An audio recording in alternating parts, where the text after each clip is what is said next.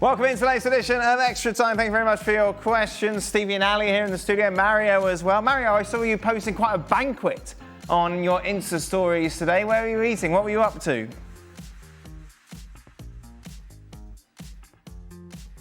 Good. Right. If anybody asks me, what do you need? I don't need a lot. Just eat food with my family, some chicken. I like keep it simple. Yeah? Eat some nice meat. Meat is my thing. Stevie's favourite meal of the day is breakfast. Would you say that breakfast is your favourite out of breakfast, lunch and dinner, Mario? Well, there's plenty of meat in it. No, I would say Bacon, dinner is my sausage. favorite. Yes, I think not normal breakfast. people would say dinner. There we are. What everyone we've asked has said dinner. Stevie, last season, Szoboszlai ran so much, almost covering the ground of two players. As Salah stayed in the field, now with Wirtz and also an attack-minded right-back, will that have an impact? He's talking about off the ball and tracking back, that sort of work rate. Is there a concern it'll be too much? No, not really. No?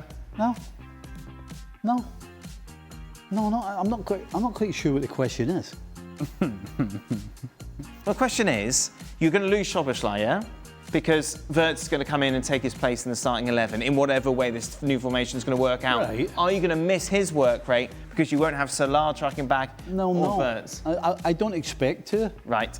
Because Slot has to figure a way out of plugging that gap. Okay. That if Szoboszlai doesn't start, that he's left. Whether it's by different formation, shuffling, sticking Gravenberg further forward. I mean, he's got to come up with something that picks up the slack that if Szoboszlai's not So no need to worry. Don't panic. I don't think so, no. Okay. All right, then. I don't think so.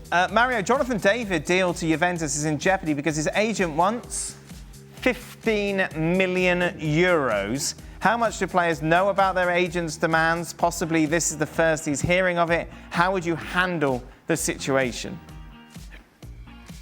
I think, look, I can only talk from my own experience. Before I go to a club, I have a meeting with my agent and I talk regarding the finance. He explains everything to me. I listen to it and you can clearly ask him as well, what is your take in the deal? And if he starts stuttering or he doesn't want to tell you that, then you know that you're not with the right agent. So then you don't have no surprises when you sit on the table. So clearly when he sat on the table, with me on the table when I do the check-in, I always have my sister on the table. So I always have somebody part of my family to be part of the deal. So there was no surprises. But if my agent does something like that and start to take a big cut of my deal, you understand, in the sense of like the deal won't go through while I want to go to that team, I might have a problem with the agent and say to the agent he might have to leave. And I did it in the beginning of my first deal at Ajax. I told him I want 2 years at Ajax. At that time, Ajax wanted to give me 5 years. And he kind of said like, that's going to be difficult. Then I clearly said to him, listen, either you come with me in the room. My sister actually told him, said either you come with us or you stay here. The lawyer comes with us. And then he said, no, I come. That was the beginning of the moment where he understood that you do how we want it, not the other way around. And then during all your moves, when you went to Chelsea and then beyond, did you have the same agent throughout that time? I had the same agent, the same agent all the way through to my career. So that's why, because that moment when it happened, when I told you about the situation at Ajax was kind of like my second deal. And that moment was also the 2 years. He thought Ajax wasn't going to give that. But Ajax knew at that point that I could go to Real Madrid. And at that point, Ajax was not in the right situation. But I chose to stay with my family because of family reasons, you understand, at that time. And I said, I will not leave and I stay in Amsterdam. And so I signed a deal for 2 years. How do you go about getting an agent at that age? Because obviously you can't just go onto LinkedIn or something like that. What is the process of finding the agent that you want? It's so interesting, I love it. You remember the time when the phones came out with the intercom? There was like, now it's a normality, right? We can put it on speaker. Yeah. But back in the day, it was something like kind of special. My mom had one. So what I did, I had like 3 or 4 agents. I called them and I put it on speaker and put all my brothers and sisters and my mom around the call. And they didn't know they were around the call, but they were only speaking to me and they were listening with me. And after when I dropped the call, we all look at each other and we discuss the agent. And one agent made the biggest mistake ever. He comes and he says to me, yeah, I'm gonna get you to another club. And then I go with your mom for lunch and this and that. And I go like, my mom for lunch? Yeah. Are you crazy? No. No, I'm playing football to take care of my mom. I don't need a dude to come in the house and start taking care of my mom. No, my job is to do it myself. So that guy, I got rid of him straight away. And then my own agent said, like, that time I didn't have him yet as an agent. He said, this is your starting deal. It's like a standard one. You kind of don't need anybody for this one. But then after that, we will reconnect and see if you still want to work with me. And I ended up picking him because he had most of the top players in Holland at that time. So I said, like, okay, I joined him. Ali, what about yourself? Did you represent yourself? Did you have an agent? Oh, I had an agent, yeah. And obviously this doesn't apply to me in particular, but I'm over the last 20 years or so, the actual sort of the figure of the agent has now garner a whole lot more importance and value than what it had in the past. Right. To the point to where the agents themselves have become main characters in where players and coaches go. And because of the transfer fees being out of control, then obviously there's an investment by the agents in saying, yeah, if I'm a main player in this transaction, then I need to be rewarded as such and compensated as such. I think sometimes agents lose sight of the fact that they are what they are because of the players. Because of the players. The players are the ones that should garner the compensation. The players are the ones that are worth the money, the transfer fee, the transaction. They're started by the quality of the players. Some of these agents think that they're above the players. You're not an agent without the player. Yeah. And so that would, if I were Jonathan David in this particular circumstance, that would be my reminder to the agent. You should have my best interest in mind ahead of your personal interest. You'll benefit from this, but I should be the one fully benefiting from this because I am the one that has generated this interest given my skill, my talent, and my ability to play this game. Right, let's take it back. Little Stevie, Ayr United. I imagine when you signed for Ayr, you didn't need an agent? I didn't have an agent, no. No. I went any agents. But then from Ayr to Liverpool, I imagine there was one. How did you go about? No? No, the manager negotiated. So the manager of Ayr negotiated my wages. Okay. He did it all for me. And then what about while you were at Liverpool?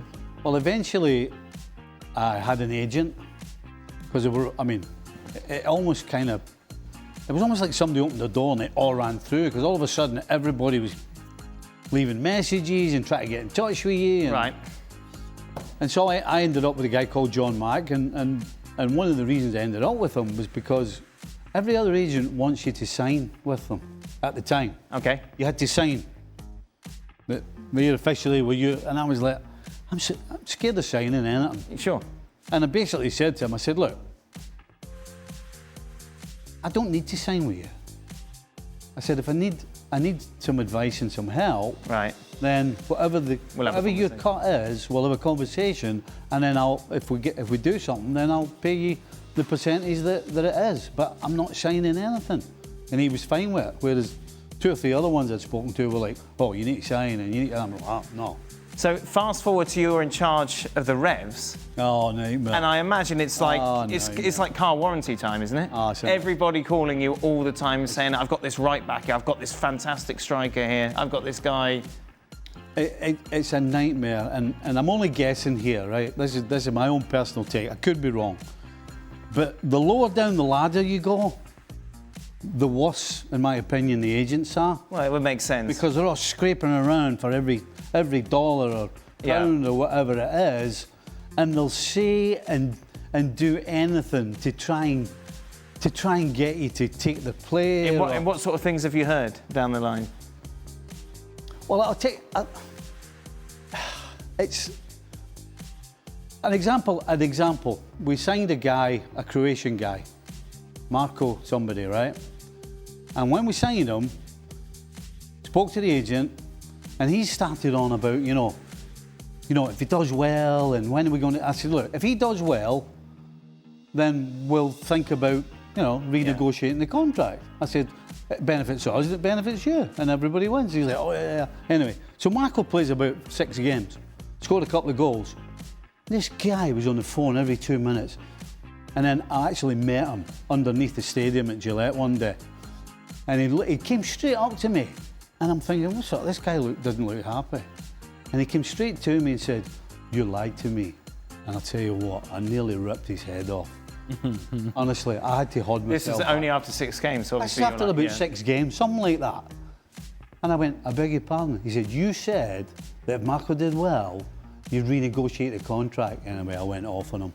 I used some expletives. No. And left them in no doubt whatsoever where the door was, and don't come back through it. And how did that end? Did you get a new contract? Did he keep it in? Well, the fact you couldn't remember his second name suggests that. No. No, well, he got injured. He actually got a bad injury. He hurt his knee. Right. So that was the end of that. Yeah, Marco, somebody was one hell of a player. Ali, $30 million for Cardoso to Atleti. Will playing in the US men's national team jersey every week with Atleti transfer his La Liga performance to international level. So obviously he hasn't been very good, has he? Domestically he's been well. Yeah, so he was really good for Betis.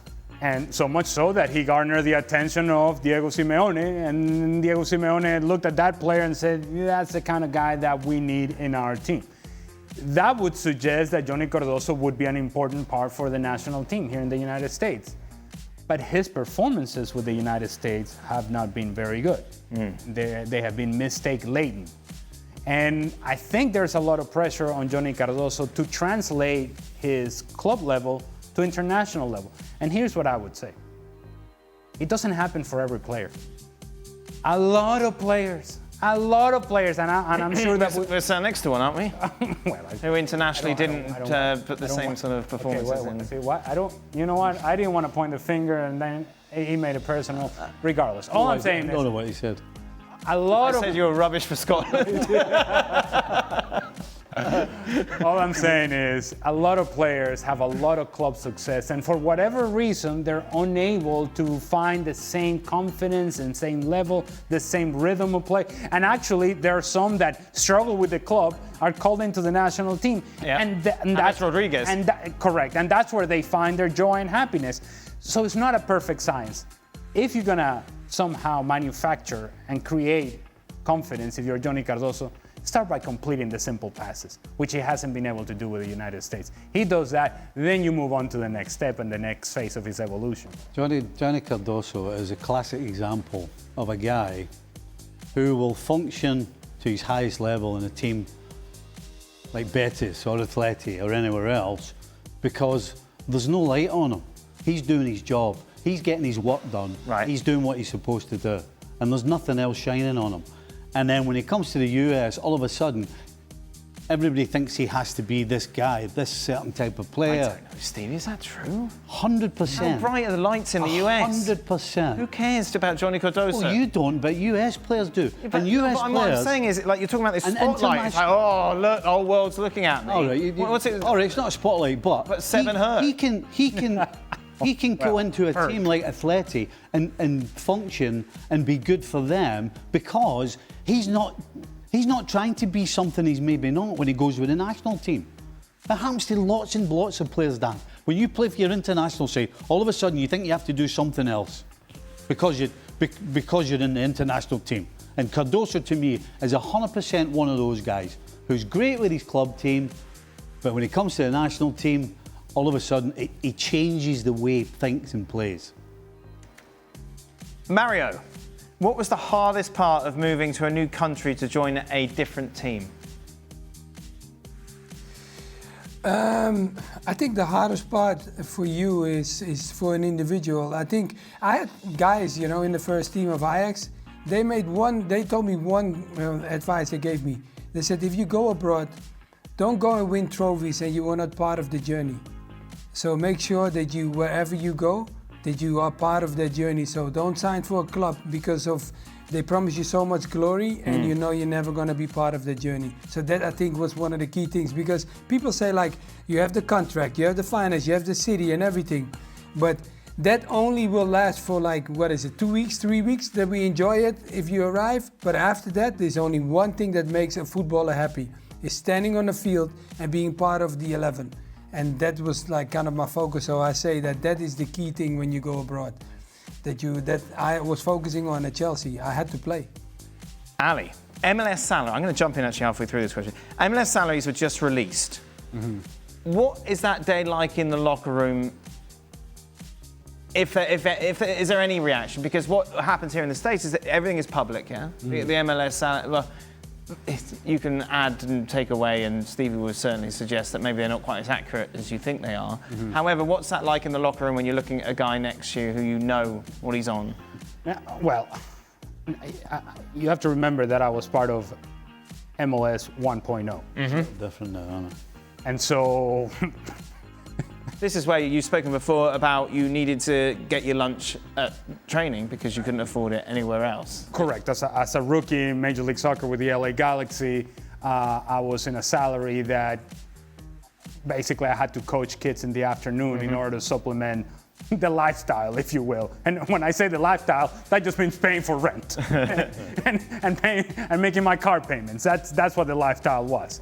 And yet, to your point, us rookies, we would hang out after the team meals, and whatever the leftovers were, we took them home with us because that saved us $30, $40 in having to eat out that night or the next night or whatever it may be. It just saved us money, and whatever you could save, it was useful. So that was the reality of Major League Soccer then. So when the list of salaries came out, it was laughable, really. Was there any resentment in the others? Okay, so back then, what was the maximum salary, and we're talking years upon years ago, so the benchmark was $250,000 a year. Right. So if you were a big timer, you were making that plus whatever the other deals that you had on the side, or with Nike or some of the other companies that would supplement your salary. And the big timers, you knew who they were. Right. And so the next tier, that's perhaps the tier that got the most criticism, because then you would look at a guy that hadn't done anything, right, but was some sort of hot shot. And would that be vocalized? Well, I think among the players, yes, unless he was your teammate. But among the players, this guy? Yeah. What? It also served as a benchmark for you as a player when you went to negotiate your contract. You're like, wait a minute. This guy's on X. So basically, you got me on the cheap. I was desperate to sign a deal. I signed this deal, but this guy, who I'm comparable with, in fact, better and more productive than, look at what he's making. And so it would serve as a negotiating tool but by then, MLS really had you. They had all the control. You realize in a contract with Major League Soccer early on, it was a 1 year plus 3 option years. And it was their option. Wow. It was never your option. And guess what? It was a 5% increase. But again, you were so limited that you had to sign this deal because it was the way that you were gonna make it as a professional. And eventually you will renegotiate. Here's the other thing that MLS did that was a lot of fun. Let's say you're in one of these really crappy deals, right? Yeah. In which you're not making a whole lot of money, and you get interest from abroad. Now, they're not willing to pay you, or at least back then, they were not willing to pay you a higher salary, but they value you above what your salary was. They value out of the market. Out of the market, so that whoever was interested in you would have to overpay for you. And it's like, wait a minute, now I'm a hot commodity? Now I'm a valuable asset to this league? When we were negotiating my contract, I was on the cheap. But now that I can leave, now I'm good looking? Now I'm sexy? Yeah. Now you want me? So that changed towards the end of my stay in MLS. It changed because the salaries began to change. And then people were making money that you were kind of going, what in God's green earth is happening here? Especially when I'm telling you that my first reality in MLS was hanging out to wait for food. And when the salaries come out now in MLS, let me tell you, yes, I am that person that goes, I was 20 years early to the party. Yep. And man, do I wish I was at the party right now. But think, if you made the money then you wouldn't be here with us now. So, swings and roundabouts, Sally. Every cloud has Again, a silver lining. I was 20 years early to the party. You must have hated this day as a coach, yeah? That was awful. That was absolutely awful. You know, fortunately, I've never got involved in any of the contract things. I kept out the way. No. Right. Because if I had been involved in it, I wouldn't have lasted. In what way? What do you mean? Well, the conflicts with the players. Right. I mean, So you would always say, well, it's Burnsy who does it? aye. So you'll be Sunil. able to pass the buck completely? Sunil and Bonzi completely passed the buck. I'll try and do what I can for you. Right. All that, you know, Yes, all that stuff. But you had to have someone to take the fall Yeah, for but you. the worst thing back then was that you're trying to hold people to a standard of professionalism when you're paying them pennies. I see. And they can't do. They can't possibly. I mean, how professional is it that Ali, on a Friday afternoon when he should be in his bed getting ready for the game on a Saturday, in the middle of August or July, when it's 1,000 degrees like we're going through now, has to be on his feet all day? And well, he's training in the morning, and then he goes out in the afternoon. He's on his feet all afternoon for maybe 3-4 hours, and then he's got to turn up, and I'm expecting him to be at it for the game. I mean, some of the things that they had to go through. Now, the guys now are getting the benefit of what Ali and other guys were doing back then. Right. But my goodness, the money some of them are getting now for what they actually produce. Final question, Steve. We could do a whole show on this, but just make it brief. Do you want to share any stories about your playing experience in Mexico for Scotland? Oh, This was dear. 1986. Mexico World Cup. The one thing I always remember was playing West Germany. It was West Germany at the time. Right. And I think we kicked off at 2 o'clock in the afternoon. And it was just unreal. You couldn't. Oh, look, let's see. What are you getting booked for here, Stevie? Oh, I don't know. I like the shorts, though. I was really bored. I was took too someone tired. I was too tired to watch It's the against Uruguay, apparently. Yeah, that's against Uruguay. I was about That's to the last say. game. Yeah. So the ball's going out for a throw-in, right? And I go over to get the ball, and our third choice goalie, Alan Roth, who's the funniest man alive, Right. was lying at the side of the bench, leaning on, he'd got propped up with something, and he was lying, and he had suntan oil, Yeah. and he was giving it all. And I'm walking past him with the ball in my hand, he's like, "All right, Stevie boy." Hey. And he's slabbing it on the Ambrosel there. God. And he's got a drink beside. He's like, "You want to like a drink?" I was like, More Mexico stories hopefully to come during the summer. Thank you very much, Mario. Thank you, boys. Kate will be back tomorrow alongside... Who's in the studio tomorrow? Ellie, are you here? I'm not in. I got Ford Americas at 12 a.m. Oh, yeah, you got... What a way to find that out. "You might not be finished by then." Midnight, baby. Midnight. Ken Craig will be here tomorrow to talk midnight. Juve City. Midnight start. Oh, my Lord, have mercy.